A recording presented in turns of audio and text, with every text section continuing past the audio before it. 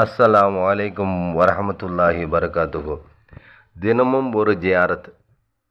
அந்த அடிப்படையில் இன்றைக்கி ஒரு வாழ்ந்து மறைந்த சமகாலத்தில், அதாவது 50 ஆண்டுகளுக்கு முன்பதாக வாழ்ந்து மறைந்த ஒரு மிகப்பெரிய மகான், அற்புதங்கள் பல ஆற்றிய ஒரு குத்துபு, அந்த தரத்தில் உள்ள ஒரு வலியை ஜியாரத் செய்ய போகிறோம்.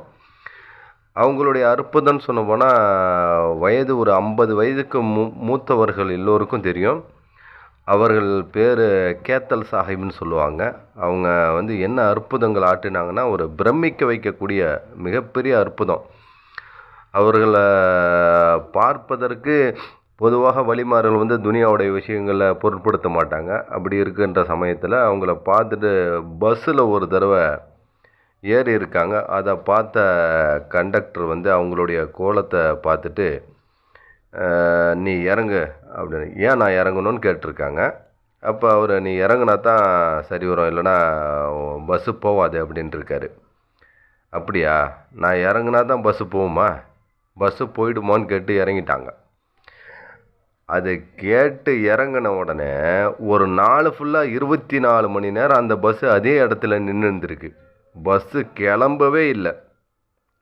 அது அந்த பஸ்ஸு ஓனர் கூட இப்போ சமீபத்தில் இங்கே யாரும் இல்லை, அவங்களுடைய பேரப்பிள்ளைகள் தான் ஹயாத்தாக இருக்காங்க. அவங்க கடலூரில் இருக்காங்க. இவங்க இந்த அற்புதங்கள் ஆற்றின அவங்க அப்புறம் அந்த பஸ்ஸு ஓனர் என்ன பண்ணார், என்னப்பா செஞ்சு அப்படின்னு என்னென்னமோ முயற்சி பண்ணி பார்க்குறாங்க.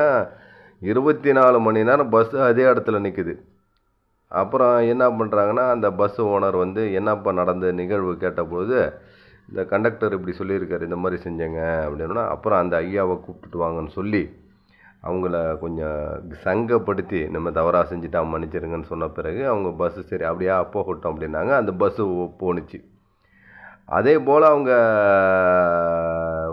முன்னாடி எவ்வளவு வேகமாக நடப்போமோ அதே போல் பின்னாடி அவ்வளோ வேகமாக நடப்பாங்களாம். எந்த நேரத்துலையும் ஷரியத்துக்கு அணுவளவும் பிசகாமல் நடந்துட்டு இருந்ததுக்காங்க. எல்லோரும் பரவலாக எல்லோருக்கும் தெரியும். அவங்களுடைய வீடு நம்ம பரங்கிப்பேட்டையில் பாருகான் முடுக்குன்னு சொல்லுவாங்க பாரு, அங்கே தான் அவங்களுடைய பூர்வீகம்லாம் இருந்துச்சு. அவங்களுடைய மகனார் கூட இன்றும் கூட முட்லூரில் ஹயாத்தாக இருக்கிறாங்க. அவங்களுடைய சந்ததிகள்லாம் இன்னும் இருக்கிறாங்க. அப்போ அவங்க எவ்வளோ பெரிய கராமத்து வாளாவாக இருந்திருக்கிறாங்கன்னு கேட்டிங்கன்னா, இதை போல் அந்த பழைய அற்புதம் ஆற்றிருக்காங்க. அவங்களுடைய ஜியாரத்தை தான் பார்க்க போகிறோம். இப்போ பரங்கிப்பேட்டையில் இந்த பெரிய மதுகுலேருந்து இப்போ போயிட்டுருக்கோம். அது இவங்க எந்த இடத்துல இருக்கிறாங்கன்னு கேட்டிங்கன்னா, பெரிய மதுகுலேருந்து ஒரு 1.5 கிலோமீட்டர் இல்லை 2 கிலோமீட்டர் வரும்.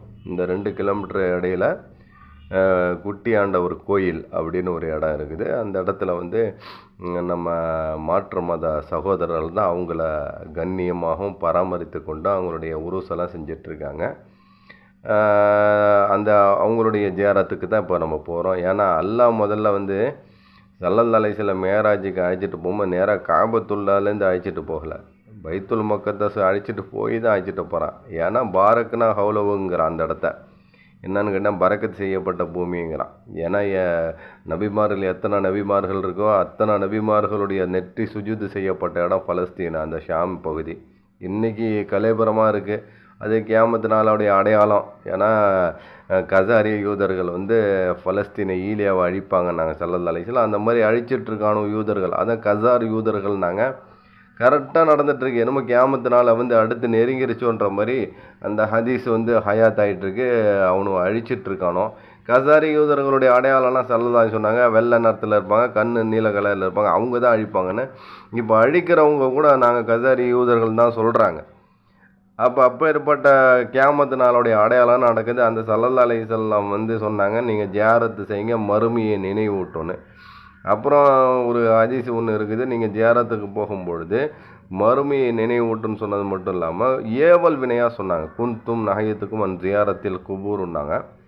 அப்படி அந்த ஜியாரத்து போகும்பொழுது அகமதில் 12682வது ஹதீஸாக இருக்குது.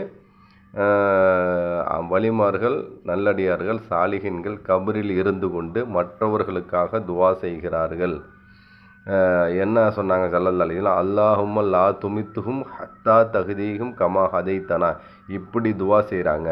அப்புறம் மிஷ்காத் ஷரீஃபில் ஒரு ஹதீஸ் வருது, உங்களுடைய காரியங்களில் நீங்கள் திகைப்படைந்தால் கபூருடையவர்களை கொண்டு உதவி தேடிக்கொள்ளுங்கன்னாங்க. அதனால் வலிமார்களுடைய ஜியாரத்து அல்லாஹ் கூட குரானில் 69 இடத்துல வலிமார்கள் விலாயத்து இப்படிங்கிற விஷயத்த சொல்கிறான். அதே வந்துருச்சு. கேத்தல் சாஹிப் நிஜாமுத்தீன் அப்பா அவங்களுடைய மக்பரா, இவங்க இந்த இடத்துல தான் அடங்கியிருக்கிறாங்க. அவங்களுடைய மக்பரா எல்லாம் சலாம் சொல்லிக்கலாம். அஸ்ஸலாமு அலைக்கும் வரஹ்மத்துல்லாஹி பரகாத்துஹு. அல்லாஹும்ம ஸல்லி ஸலாத்தன் காமிலத்தன் வஸல்லிம் ஸலாமன் தாம்மன் அலா சய்யிதினா முஹம்மதின் தன்ஹல்லு பிஹில் உக்கது தன்பர்ஜு பிஹி குரபத்து குலாபில் ஹவாயிது துனால் பிஹி ரகாயிப் ஹஸ்னுல் ஹவாத்திமி இஸ்தஸ்கல் கமாம் பிஜிஹில் கரீம் வாலா அலிஹி வஸஹ்பிஹி ஃபி குல்லி லம்ஹதி வ நஃப்ஸி பியாதத்தி குல்லி மாலிமிகல் மததி யா ஷேக். இங்கே தான் அடங்கியிருக்கிறாங்க. கேத்தல் சாஹிப் அப்பா நிஜாமுதீன் அப்பா மிகப்பெரிய வலி, சமகாலத்தில் வாழ்ந்து பல அற்புதங்களை ஆற்றிய கேத்தல் சாஹிப் அப்பா இவங்க தான்.